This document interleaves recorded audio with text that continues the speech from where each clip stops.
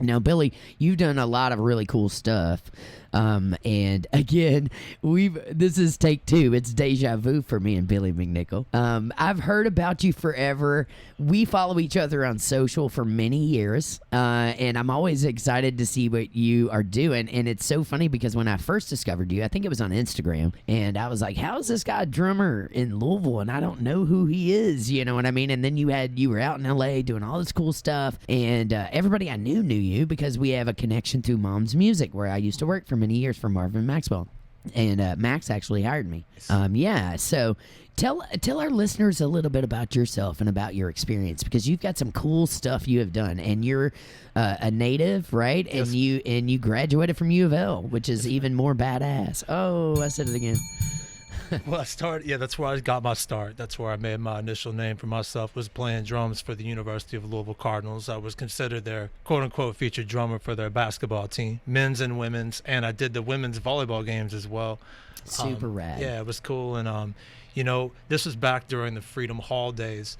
Yeah. So Rick Pitino was the coach. So we're talking, every game was a sellout, 20,000 19,000, approximately 20K per game. Mm-hmm. And, I would play, break beats. There was a game, we were discussing it last time. Yeah. It made a little bit of NCAA history. I was the first drummer in NCAA history to play drums by myself and represent a pep band by myself. And this is an interesting story. Right. I love that story, by the way. Yeah. Kudos to you, because I'm all about drummers setting history and herstory, as I call it.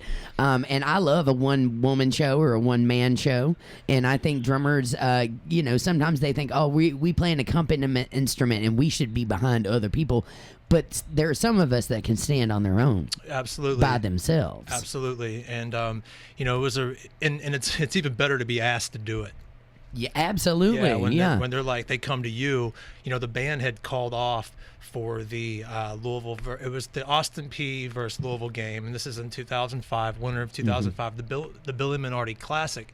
If I recall, it was the second ever Billy Minardi Classic. Wow. And so the game was televised on ESPN. The band had called off. I didn't get the memo. I was there. I set my drums up on the court, ready to go. Todd Sharp, who was the cheerleading coach at the time, and the Ladybirds as well. Yeah. Multinational championships, this guy, he came up and he asked me, said, hey, would you like to play drums, play break beats with the Ladybirds and the cheerleaders while they do their, routines, or their. I love it. Break beats, man. Educate our listeners. What is break beats for those who don't know or play drums? My interpretation of what a break beat is, and correct me if I'm wrong, I think of something that you are breaking out and you are making people get amped. Yeah, no kidding. Well, that's what the drummer's job is, right? At any sporting event, which, by the way, I love pep band. I got to play in pep band in high school and a little bit in college. College wasn't near as fun to me because I was at Campbellsville University. I wasn't at a big college. And then eventually I went to Western Kentucky University for a little bit and then ended up in Louisville. But high school was so fun to get to play, a drum set on. And I can't even imagine a U of L game because you're trying to pump people up. That's your job. And the bands are always so cool. I love to go I go specifically to watch the band. I'm telling you. And, it's like the movie Drumline. Was it halftime is game time, Yeah, exactly, man. But what was cool about this game was that since there was 8 inches of snow on the ground, 19,000 people didn't show up. There were probably only about 10 to 12 or something like that. That's still a lot. Still a lot of people. Yeah, that's a lot of people. And so they had... since there was no band, it was me just playing the drums, and there was there were empty seats where, the brass section would be, the big horns. Because you didn't have a band. It was just you. Just me. And so then Sean Moth, the PA address, the PA announcer for U of L, invited everyone down to the lower bowl So it turned from me playing to empty seats to just rowdy Cards fans behind me, including like my high school band teacher was patting me on the back. Oh, and I love that. It was cool. Mr. Milburn was super supportive. And then Did you go to school here in Louisville? I went to Jeff High. Oh, Jeff High. Cool. Okay. We love Jeff. Hey, represent. Class of 2000. Yeah. So, but anyway, that was an interesting thing. And what happened was that like Bob Valvano, who was the legendary Bobby V, man. Bobby V. If you don't know who he is, you need to Google him. His brother Jimmy V, the Jimmy V Foundation. Jimmy V Foundation, exactly right. And so he was calling the game, and he began talking about me on the air, and they were like, "Hey, this is kind of cool. There's a drum," and they were talking about me on ESPN. Right. There's one drummer, and he's awesome playing break beats. Yeah, that's super rad. So I get back to I lived in Betty Johnson at 4th and Cardinal over here on the U of L campus, and I got home and I didn't have a cell at the time, so I was checking my voicemails on landline. You said 2000. I was like, that was prior to. This game was in I want to say 04. 04. Okay, so yeah. I was still early for cell phones. Yeah, I just wasn't rocking one. A lot of my friends had them. I just didn't. Yeah. I was late to that game too. I had that old flip phone, and I had one of them razors for a minute. Candy bar phone. Yeah. Yes, but yeah, it was crazy because I was, I got home and I had like the nastiest. I don't want to get into dirty laundry or anything like that. Let me guess, the nastiest email ever. What was the voicemail? Oh, voicemail. Yeah. Even better. It was from the acting band director at the time, and he asked me to not come back. He said, "Don't come back." That's shocking. And so I went. What was the reasoning? He was saying in the voicemail, he said that I defied him and that I was, because you played drums when you did they ask you not to play drums? They specifically asked you to play, right? They did. Yeah. And so I went to the athletic department. Man, you gotta love a band director. Yeah, right. Mine told me I couldn't play drums. Just FYI, throw that in there. Yeah, and so I went back to, I think it was that following Monday. I went back to. I went to the athletic department and told them, like, hey, look, this is what happened. And then you could dial on the landline. You could check your voicemail from any other phone. Yeah. So I pulled up and played it on speakerphone for them to hear. And then from what I understand, they had contacted him. And, it was just a miscommunication. And then that's what it. And so then he asked me back to band. Yeah. And I decided that I didn't want to play with people who didn't want to play with me, and then I moved to LA. That's how I ended up in LA. Been there, done that. Yeah. Right. But, I've had tons of people over the years say they didn't want to play with me, and I don't know, whether it be they think my attitude stinks, or they think I'm not good enough, or they just think I'm a bad person, and I'm always like, well, bye. Yeah. That's all you can do. You just got to keep moving on. Yeah. And usually, when I have found in life, if you cut something out, then that frees up the space for something way more immaculate to come into your life. And usually something way cooler comes in, Yeah, manifestation. Yeah. By the way, I love your Wu-Tang Clan shirt. Oh, thank you. Yeah. And we're going to talk a little bit about them. I'm a huge fan of Wu-Tang Clan. I did some work a while back with this female hip-hop artist named Medusa out in L.A. Cool. And Redman did most of her beats, and she was highly connected to Wu-Tang somehow. But I've always been a huge fan of hip-hop and all that, that style of music. And, it's branched off so many ways. And I feel like as drummers, if you're going to be a great musician, you shouldn't just play one style.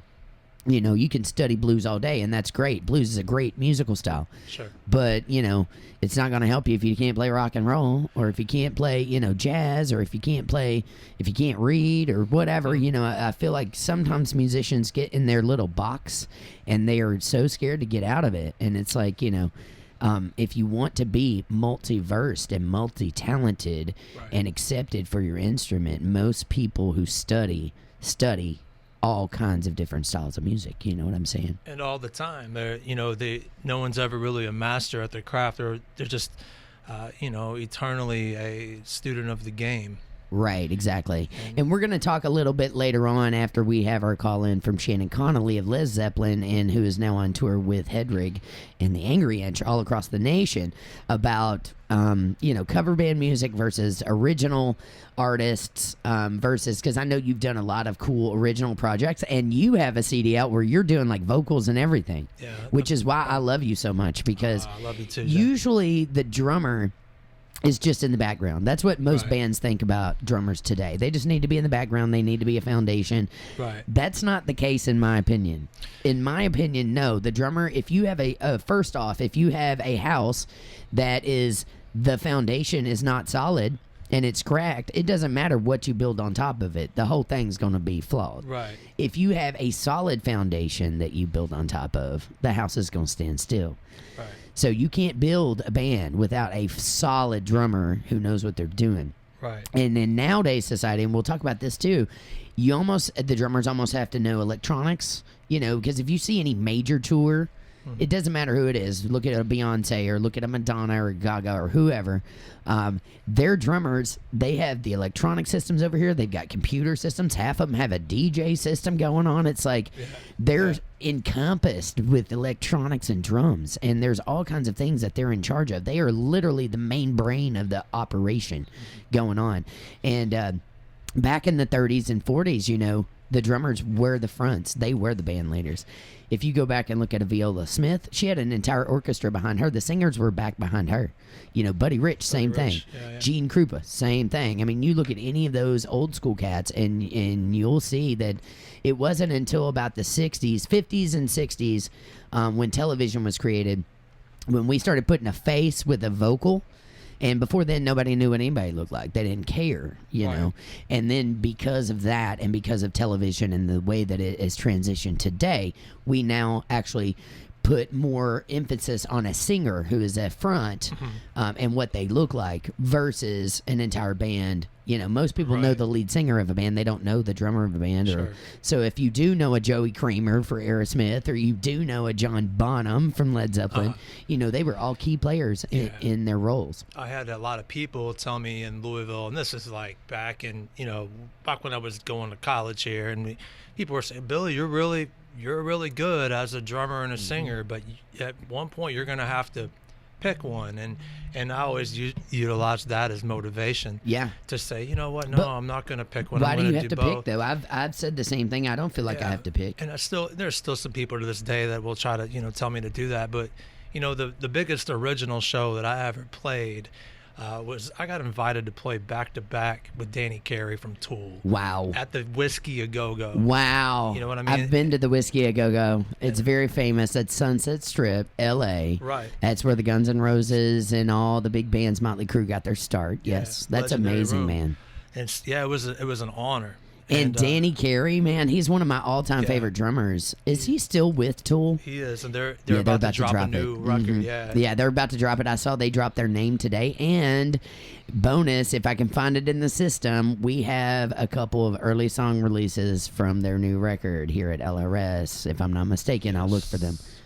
Yeah. Yeah, and I did it. Not only did I do it as a drummer and singer, I did it without tech. Yeah. I did it without all the electronics, and I did it with a single pedal. I love it. High five, virtual high five to you. See, So, you know what you're talking about, man. So, Yeah, we've had a crazy day, so thank you for hanging in with me. For sure. The dedication, then we had also Shannon on. I had to get her on pretty soon because she had to get the subway, be somewhere, in New York City. It takes forever to do that. Yeah. You put out your own your own solo records, solo songs, stuff like that. Do all kinds of really interesting stuff because I've heard some of your work. Thank you. Yeah, and I'm a big fan. But I want to go back to the Tool thing because we are on a rock and roll station, know, and Tool's about to drop a big record. Yeah. I'm a huge Danny Carey fan, always have been. Maynard as well. Yeah. I've seen not only Tool but A Perfect Circle, live in concert, and it was just immaculately amazing. How did you end up getting to drum with Danny Carey? Because that's amazing. Oh, thank you. And so what happened was I started my own group in LA. It was called Billy McNicol with Medicinal Chapter. I love that. That was just it was a solo project that I had, and so long story short, I played the whiskey around St. Patrick's Day of 2017, and that St. Patrick's Day weekend. Yeah. And I sold out my allotted number that I was getting. Yeah, I sold out. It was something That's like, pretty hard to do, man. I did it. It was like 150 tickets, and my deal that I was offered. Yeah. I sold out. I sold out. Congrats. Yeah, thank you. That's And super amazing. so we got up and we played, and it was this particular band's this lineup that I had. I've been doing the solo thing since 2013, so this is this particular lineup's first show. Yeah. And I'd played the Viper Room many times. Yeah. Played the Cat Club. Man, that Viper Room's pretty magical. When I was in LA, that's what I wanted to see, all the music stuff. So yeah, and what was cool is I'd gotten invited to play at the whiskey. I paid my dues and got to where I needed to be to play the whiskey, and I sold out. It's like 125. I can't remember. yeah, It was that. Still big numbers for Still a LA. big number, yeah, and for the hometown kid to be doing. And any long story short, we played second to last. It was a Guns N' Roses tribute band called Hollywood Roses that played afterwards, and we played and we killed it, and we got invited back. And so when we got invited back, the talent buyer sent me a list of shows to pick from, and some of the groups that he offered me were to open for. They offered me to open for LA Guns. I was offered to open for Corey Feldman and the Angels. Yeah. Were you really? Yeah, that's interesting. There were a ton. Dennis Quaid's band. I was cool. And so there were a lot of groups that I got offered, and then there was this one lone one called Volto, and I was like, holy shnikes. Was that Danny's? That's Danny's private band, isn't it? Yeah, so that's Danny's side project. We're talking about Danny Carey, the Danny drummer of Tool, right. who is amazing. Yeah, and so I reached out and I was like, so what's up with this Volto date? And so he was like, you want it? And I was like, yes. Tell me the details, And he was like, dude, you'd be a perfect fit for it. Yeah. So why don't you do it? And That's so awesome. and it was hell. I played in. And this was with your solo It project. was my solo project. Yeah. What was the name of the solo project again? Billy McNicol. Just your name. Yeah, Billy McNicol. And I threw in with Medicinal Chapter to kind of give it some kind of edge, I guess. I love Medicinal. That's awesome. Yeah, the cool name, man. Thank you. And so, I accepted I ran it by the guys. They were down. So back in 2011, I had released a record. I started this project called Stayed All, and it got some traction, and I got it was major label representation from, and it led into this relationship with a management team, and it was a husband and wife. They are still around. They still do what they can. They're a little bit more retired, a little bit more. They're chilling out now. But Victoria Blake and her husband Duncan, Duncan Blake. They are just amazing people, and they used to manage Tool during the Latter Alice days. Yeah. So what happened was they I'd gotten this show on my own. Yeah. And with Danny, I'd earned it, did it on my own. Right. First person I called was Vicky. I call her Vicky for short. So Vicky's like, I'll call you back in 2 hours. So she calls me back in 2 hours, and she texts me back in 2 hours and says, go to toolband.com. So I'm like, okay. She goes, look at the news. Yeah. So I go to the news, and it's the flyer that I made on my cell phone. Yeah. On the Tool News archives, or right there, just on the Tool News, they promoted the Volto with Billy McNicol at the whiskey on the Tool website. Wow. And then it was released on their Facebook page. It was tweeted twice. Wow. We did a Google Analytics. It was approximately 1 million people that saw that particular promotion. So that was something that I was very, very proud of. Heck yeah, I would be too. Yeah, and it's still up. Yeah. It's still up on all of those outlets. It's still there. Yeah. I was showing a friend of mine earlier today, even. I got to look at it at least once a week to just to remember, like, yo, like, Yeah. I did that. Yeah, exactly. You know? You should always be proud of things like Yeah. that, in my opinion. Because, I mean, if you, and you know more than anybody, if you have worked as hard as, and I've been right there too. Yeah. I've never been married, no kids. You know, I've always focused on my career, and I've done some amazing things, you know, including going to LA like you. Just to get to LA as a musician is an incredibly hard thing to do. Yeah. It was, you know, there was, I tell you what, like, I knew I had arrived as an artist, and knew that I made it as an artist. There were about 3 different things that happened, and one was when, you know, after that show, Yeah. Danny Carey was talking to his stagehands, his technicians. There were Yeah. 3 of them. I was going to say he probably has a whole slew. You can see it on my Instagram at Billy McNicol official. There's a video of it on there. Yeah, where, and like, spell your last name for people just so they get it right. McNicol. So Yeah. McNicol, McNicol, Nicol. right. Yeah. So you could see it on there, and it's crazy because like, he excused himself from a you know, a conversation he goes, hey, you come here, and I'm like, I had clearance to be on stage that evening because I played, so I was up there, and he was like, you come here, because I was kind of like waiting for my turn to just kind of introduce myself. So he's like, no, you come here, and he goes, you know, you're a bad Ass. I'll say it.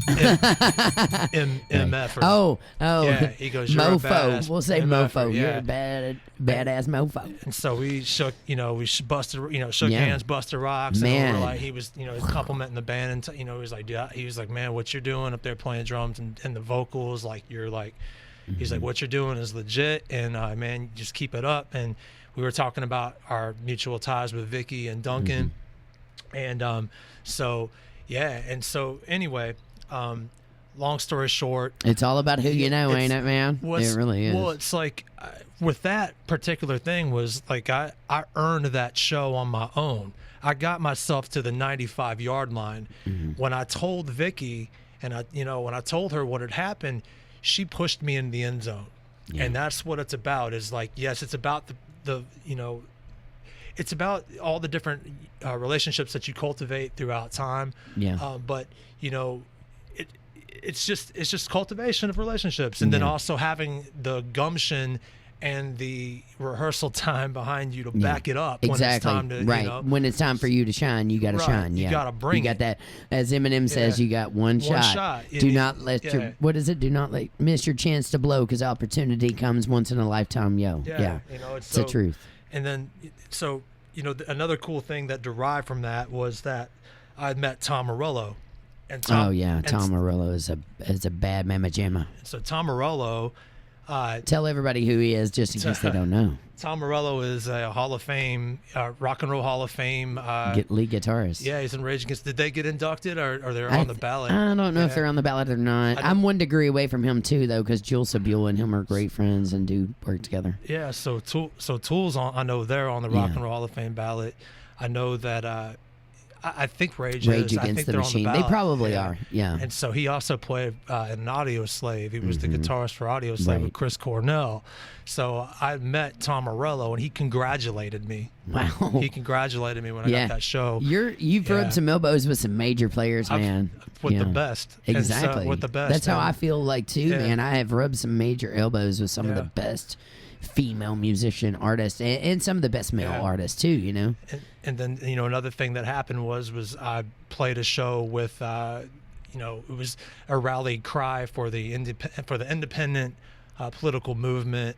It was called the United We Stand Fest. It was back in 2013. Yeah. The Wu-Tang Clan was on, well, not the entire squad, but it was, you know, Capadonna, Represent. and then the Bostonian legend, Crumb Snatcher, Chi King was on the bill with them as well.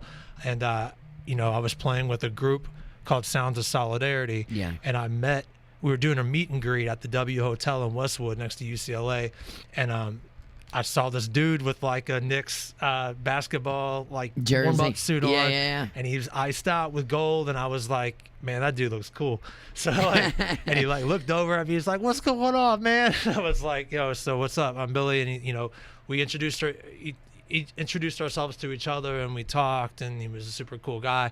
Long story short, he asked if if we would be down to go ahead and back him up and hit these songs. And he didn't want to. They were going to play the recorded tracks that evening. He didn't want to do that because that's lame. Yeah. So he asked us to do that. We went back to a band house and rehearsed till about 3 a.m. They came in about 3 a.m. They were hanging out with some mutual friends of ours. We smoked some mad weed, and we just got down until 4 a.m. And then the next morning we went ahead and just got ready for the show, and we played at the Belasco Theater in downtown LA. So when I got there were, I'm talking, people lined out. It was crazy. It was one of the coolest shows. I played some pretty big things. Yeah. I mean, that was really, really cool because there were a lot of hardcores, and so we were getting ready to go on.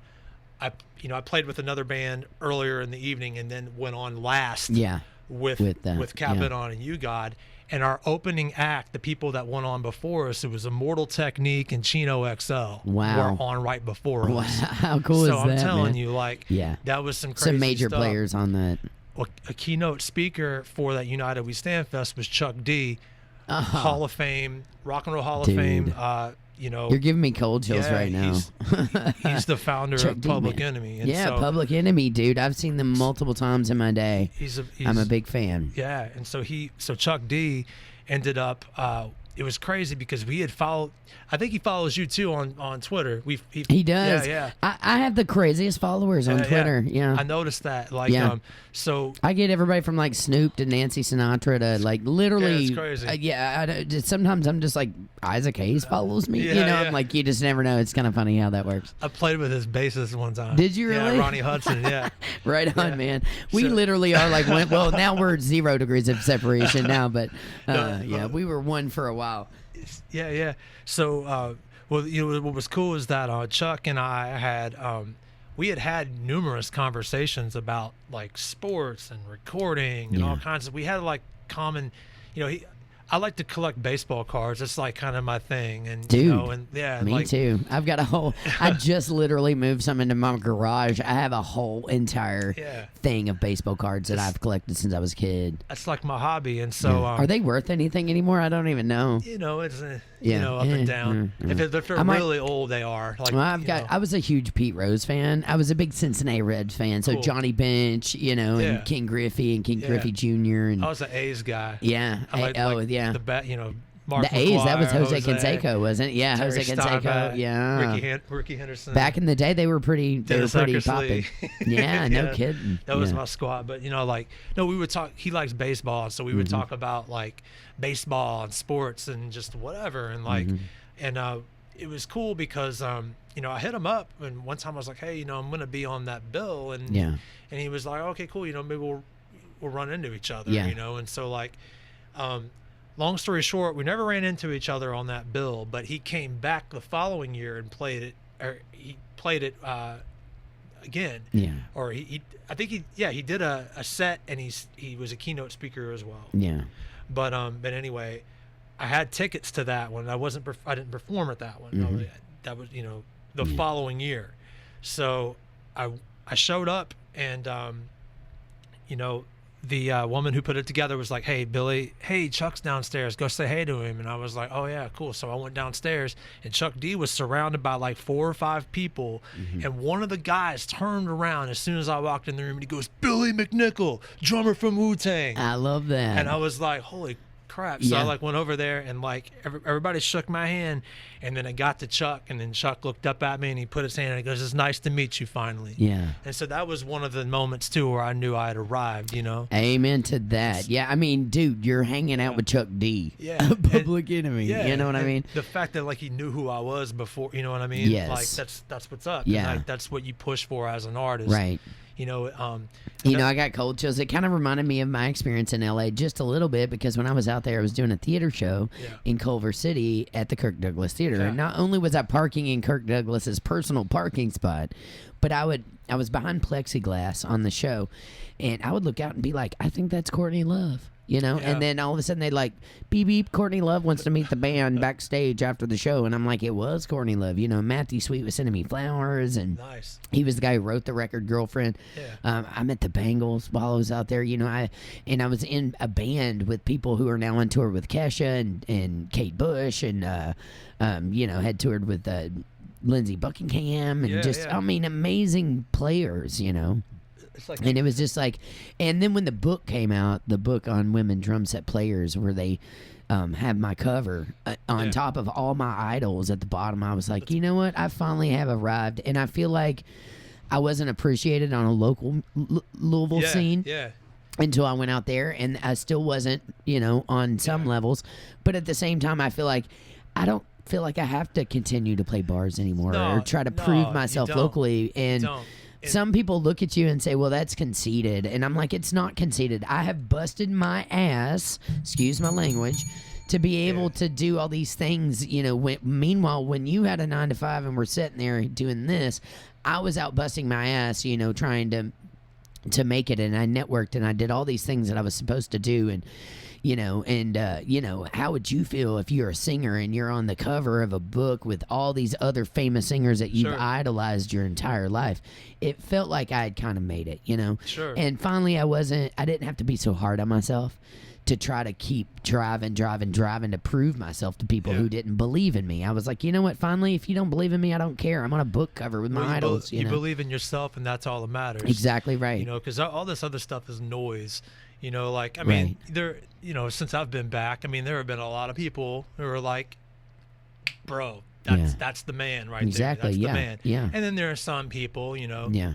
The jealous ones. We talked about one. Yes. And, yes, you know, we have. Yes. I don't want to say we talked, but we discussed one. Right. But I mean, look, like, not everyone's going to be happy to see you but you know what? Right. If everyone's happy to see you, you're not doing it right. Right, exactly. Well, and two, if they don't support you, then keep moving on, because, you know, there were people along my journey that I thought were my musicians, my great friends, and then they would turn their back on me. And I realized that, you know what, maybe they were just jealous of my success. You know, people get funny, you know, but you just you got to keep it moving, keep grinding, man. That's right. Because, keep like, grinding. that's what it's about. You know, another cool thing about that show with Wu-Tang is that Jill Stein, the presidential candidate, the independent presidential candidate, actually introduced us, which was really cool. Yeah. So that a lot of cool things derived from that. I developed a bit of a social media relationship with Chuck. I'm sorry, not Chuck D, but DMC from Run DMC. He was showing me some love on there. Man, you've got all the cool hip hop artists.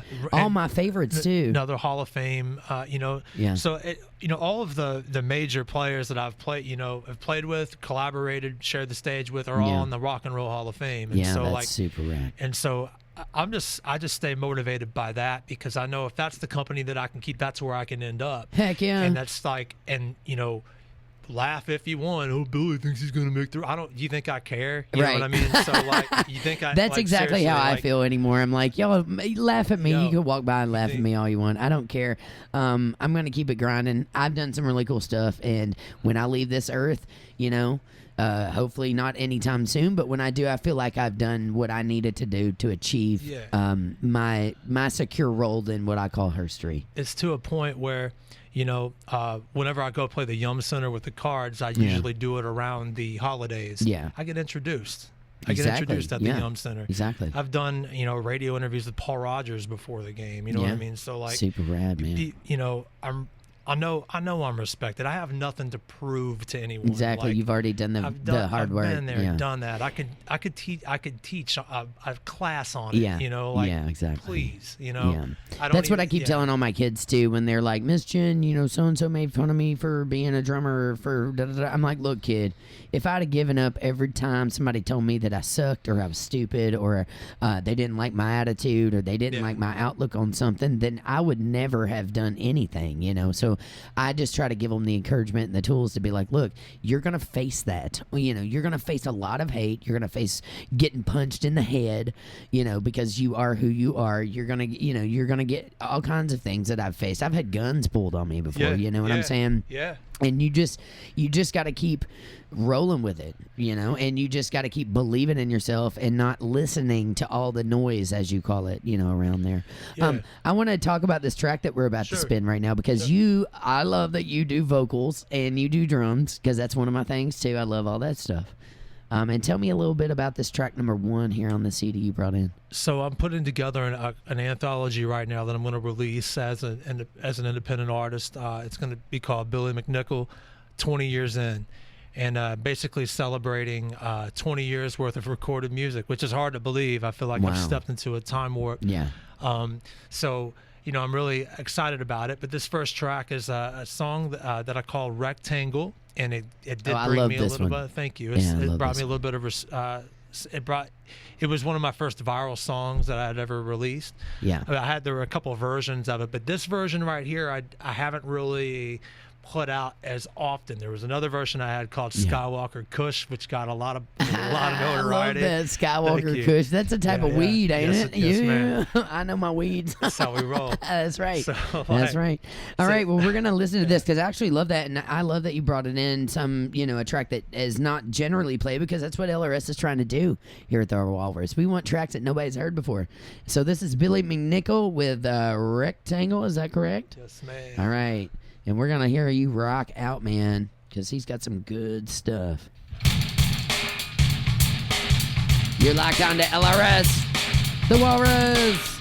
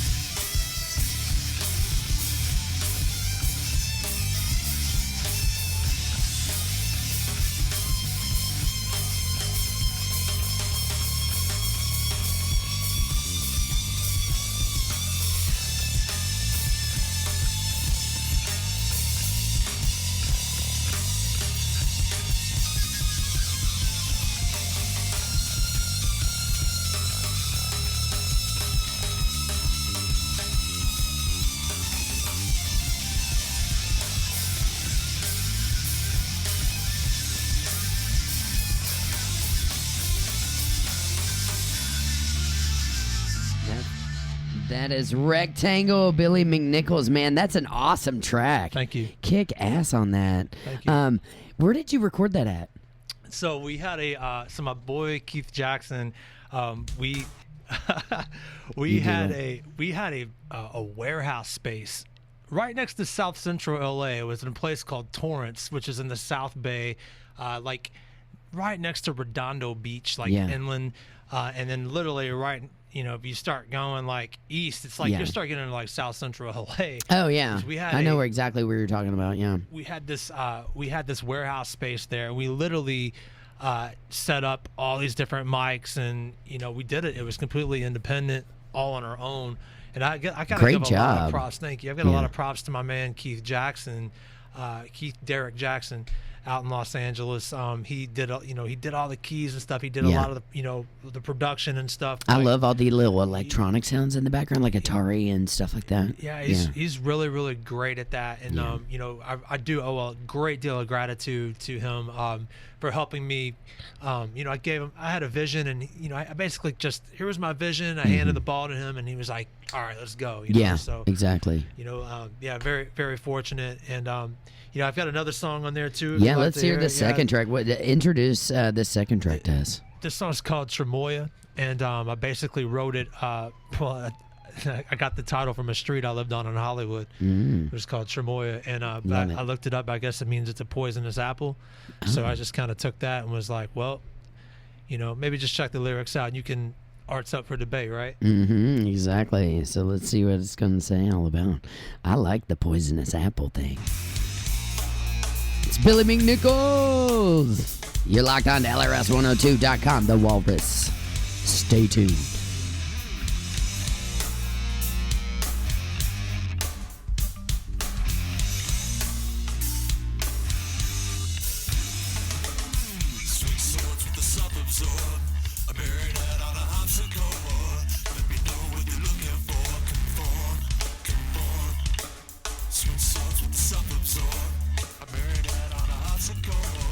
Let me know what you're looking for. Conform.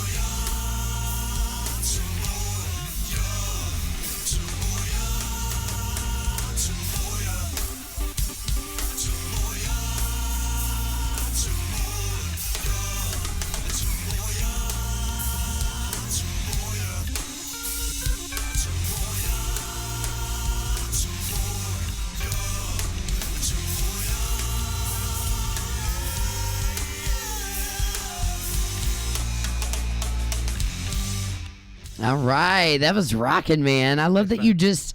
I love it when artists take influence from what's around them because I do feel like a true artist does that.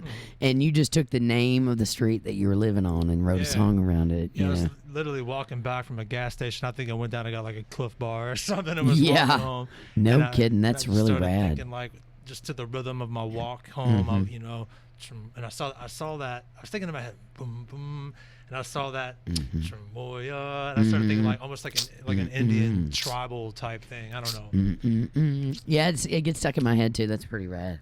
I Thanks. love that. Hey, I do want to remind everybody that Thursday, August 1st, LRS 102 will be broadcasting live from the Kentucky Fair and Expo Center for the annual Street Rods Nationals. That's from 6 a.m. with Skinny J's New Rock Morning Show. It's going to continue all day with Midday McGill, also with me, Jyneration Nation, and the Hippie Head Spotlight. Come on out and check out some cool custom cars. You can stop by the LRS102.com booth and say, I am the Walrus, and you will score free LRS Fest tickets while they last. How cool is that?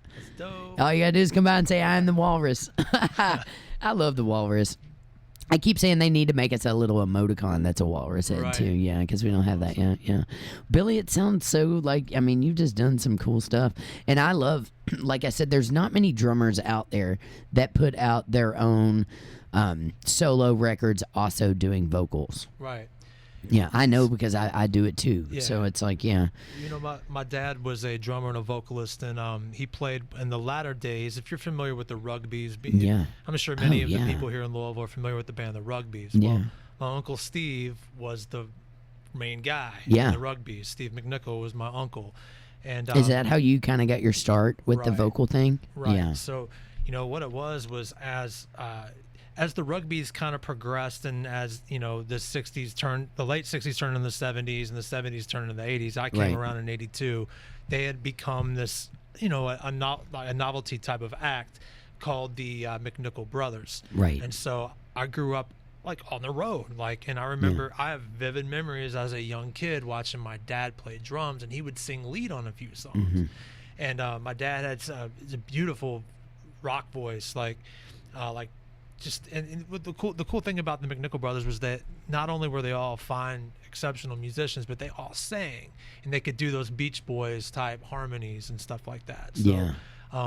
Ooh, all that vibrato. right. And I don't think my dad Or really, falsetto, I meant, not vibrato. right. But I don't think Dad wanted me to. I think Dad wanted me to like play football.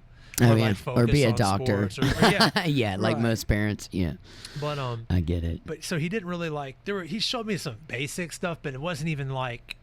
It wasn't like a legit lesson even. Like I just watched him, and Right. and I was just kind of like, oh yeah, well I'm gonna do it anyway. So, but I just watched my pops do it as a young kid, and I'm very grateful to have grown up in a musical family. Not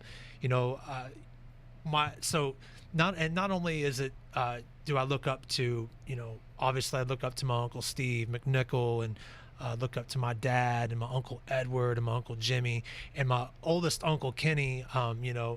Kenny, Jimmy, and my uncle Steve aren't with us anymore. So Yeah. Rest in peace, man. Right, thank you. And so, another musician I look up to is my uncle Steve's son, my cousin Jeffrey McNicols, who's an amazing guitarist here in Louisville, and he's played with he was in the War Hippies and Starting Five, and he's an exceptional, fine guitarist. Yeah. And so, I've heard of him.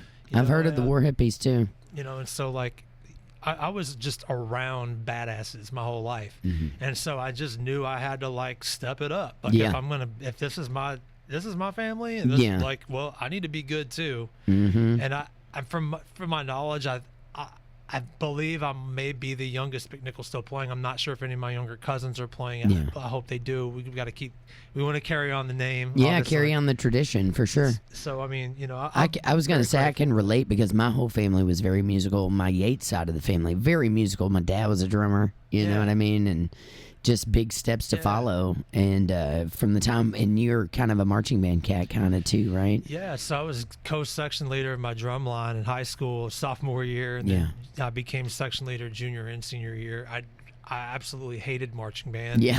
I got what did you play? Were you a snare or quads? Or? Well, my sophomore year I played quads.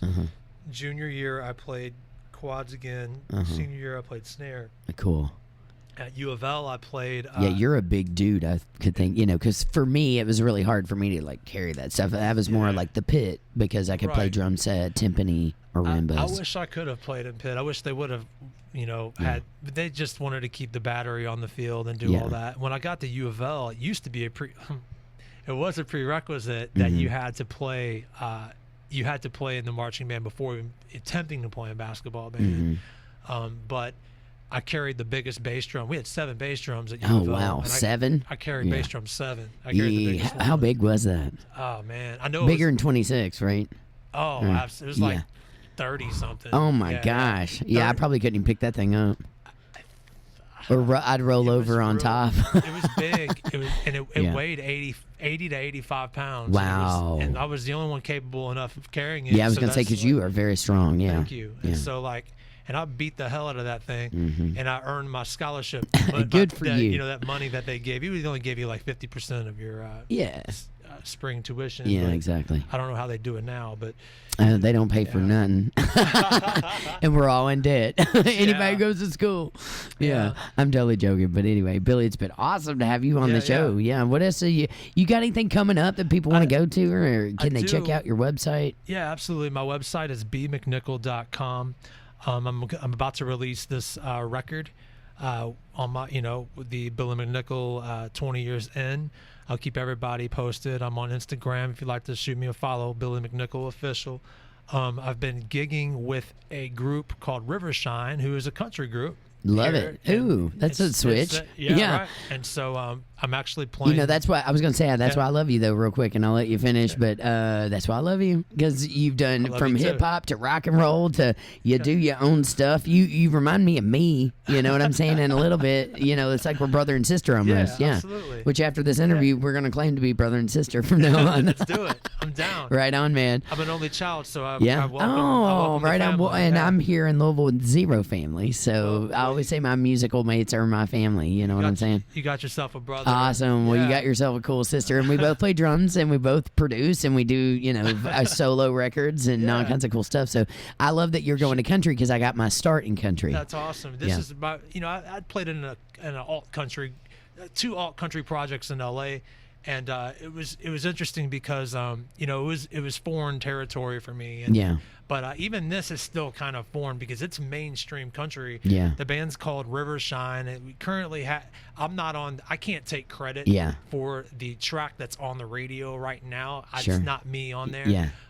It's currently 65th on Music Row charts right now. Cool. Love it. Rivershine. And I'm playing at the Mercury Ballroom with them on Thursday, August 22nd. Cool. We're opening for an artist, a country artist named he pronounces it Tucker Beathard. I think.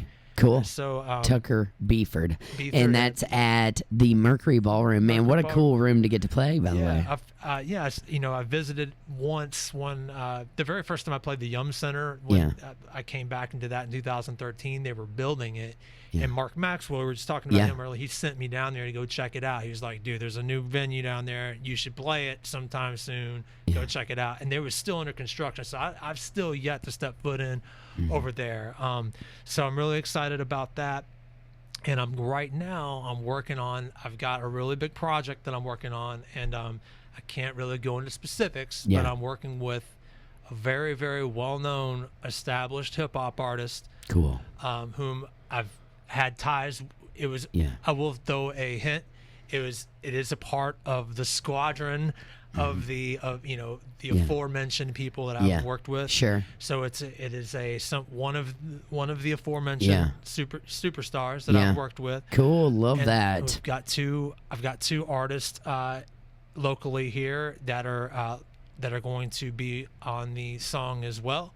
Cool. And hopefully you'll have me back, and absolutely we'll have you back. Yeah. When you get ready to drop anything, you let me know, and we'll come in here and talk about it and spin it. That's what we do, right? Right. And I want to give a shout out to November Gray, who is a fine producer, and I told him I'd say hi. He's helped me out with this track, And yeah, I'm really excited. We've got a lot of good things going on here in Louisville, Kentucky. It's good to be home, and it's good to be here on the Walrus. Yeah. Shout out to Lisa Mitchell. Yeah, shout out to Lisa Mitchell. She snuck in here the other day. She'll every now and then that curtain will move back, and it'll be her little head with her little red glasses.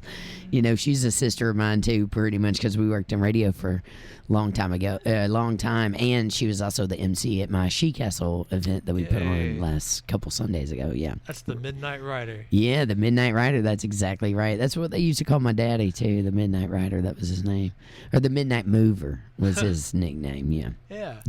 So yeah, I don't know if you want to throw another one on before. Yeah, we're gonna. You want to just keep rolling with track 3?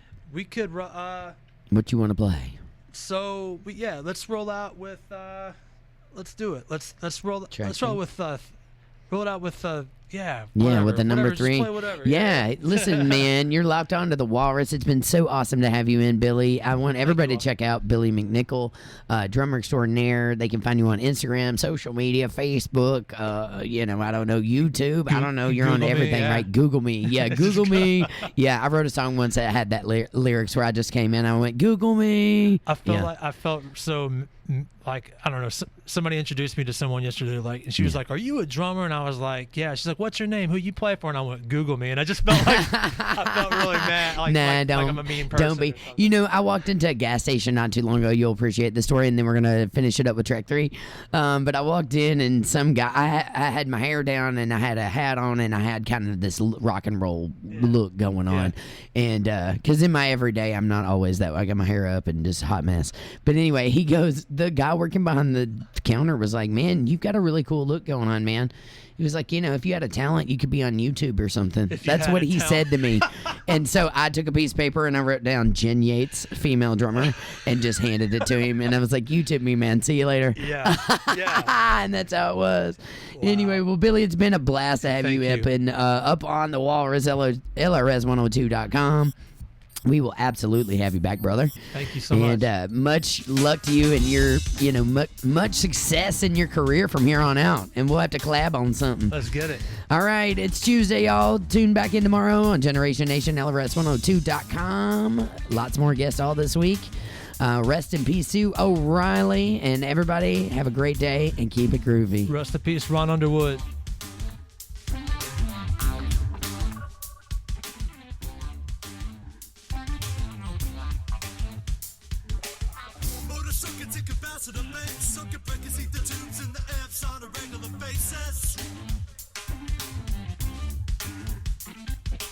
Electric shock, switches in a box. Alternating current's gonna blow a fuse, I can taste it.